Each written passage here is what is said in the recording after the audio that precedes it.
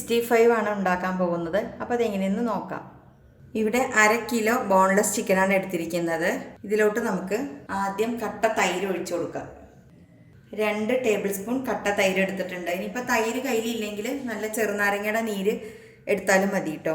നമ്മൾ ഈ തൈര് ഉപയോഗിക്കുമ്പോഴാണ് ചിക്കൻ നല്ല സോഫ്റ്റ് ആവുള്ളൂ. അല്ലെങ്കിൽ ചെറുനാരങ്ങ നീര്. ഇതിലോട്ട് ഒരു തണ്ട് കറിവേപ്പില പൊടിയായിട്ട് അരിഞ്ഞെടുത്തത് ചേർത്ത് കൊടുക്കാം.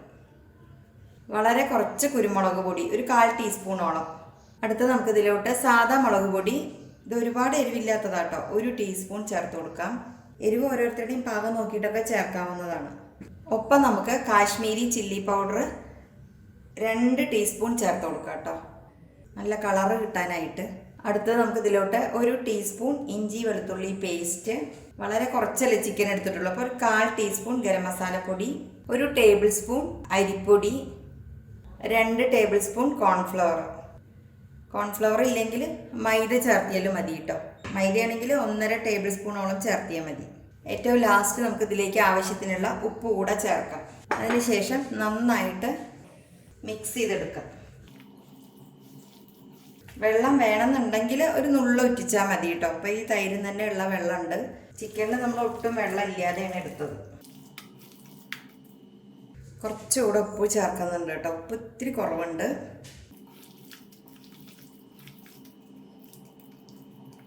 ഒരു കാര്യം കൂടി ചേർക്കാണ്ട് കേട്ടോ, അത് വിട്ടുപോയി. ഒരു കോഴിമുട്ട കൂടി നമുക്ക് ഇതിലോട്ട് ചേർക്കണം.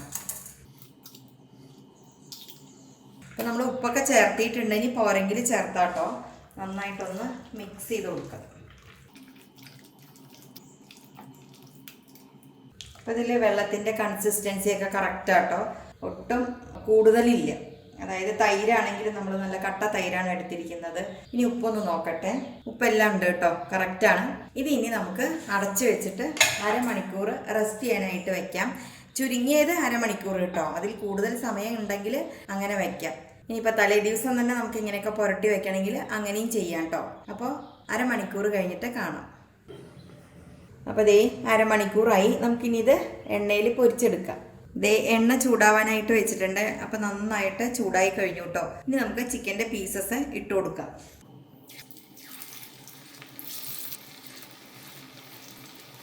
എണ്ണയിൽ ഇട്ട ഉടനെ നമ്മൾ സ്പൂൺ വെച്ച് ഇളക്കരുത് കേട്ടോ. 1-2 മിനിറ്റ് കഴിഞ്ഞ ശേഷം പതിയെ ഇങ്ങനെ ഇളക്കി കൊടുത്താൽ മതിയാവും.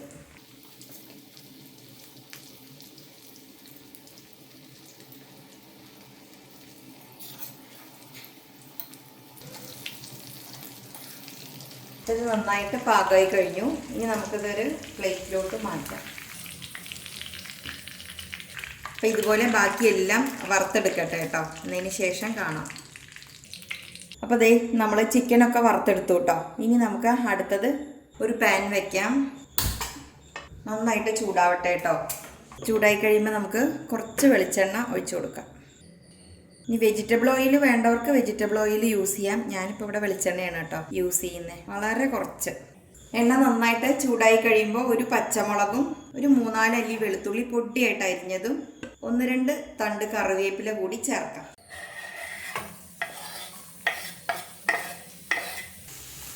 നന്നായിട്ട് മൂപ്പിച്ചെടുക്കാം. വെളുത്തുള്ളിയും പച്ചമുളകും കറിവേപ്പിലൊക്കെ നന്നായിട്ട് മൂത്ത് മൊരിഞ്ഞു വന്നു കേട്ടോ. ഈ ടൈമിൽ നമുക്ക് നമ്മളിവിടെ വറുത്ത് വെച്ചിരിക്കുന്ന ചിക്കൻ പീസസ് ചേർത്ത് കൊടുക്കാം. ഇനി ഇതെല്ലാം കൂടെ ഒന്ന് മിക്സ് ചെയ്തെടുക്കാം. നല്ല മണമാണ് കേട്ടോ ഈ വെളുത്തുള്ളിയൊക്കെ മൂത്ത് വരുമ്പോഴേ. ഇനിയിപ്പോൾ നിങ്ങൾക്ക് കളറ് പോരാ തോന്നുകയാണെങ്കിൽ ഈ വെളുത്തുള്ളിയും പച്ചമുളകും കറിവേപ്പിലയൊക്കെ നമ്മൾ മൂപ്പിച്ചെടുത്തിട്ടുണ്ടല്ലോ, ആ എണ്ണയിൽ കുറച്ച് കാശ്മീരി ചില്ലി പൗഡർ ചേർത്താൽ മതി കേട്ടോ. വേണമെന്നുണ്ടെങ്കിൽ ഇതിപ്പോൾ ആവശ്യത്തിനുള്ള കളറുണ്ട് കേട്ടോ. പിന്നെ എരിവൊക്കെ പോരാ തോന്നുകയാണെങ്കിൽ അങ്ങനെ ചെയ്യാം കേട്ടോ. അപ്പോൾ ഇത്രയേ ഉള്ളൂ. ഇനി ഗ്യാസ് ഓഫ് ചെയ്തിട്ട് ഒരു സെർവിങ് പ്ലേറ്റിലോട്ട് മാറ്റാം. അപ്പോൾ വീഡിയോ കണ്ട് ഇഷ്ടമായെങ്കിൽ ലൈക്ക് ചെയ്യാനും സബ്സ്ക്രൈബ് ചെയ്യാനും ഷെയർ ചെയ്യാനും ആരും മറക്കരുത്.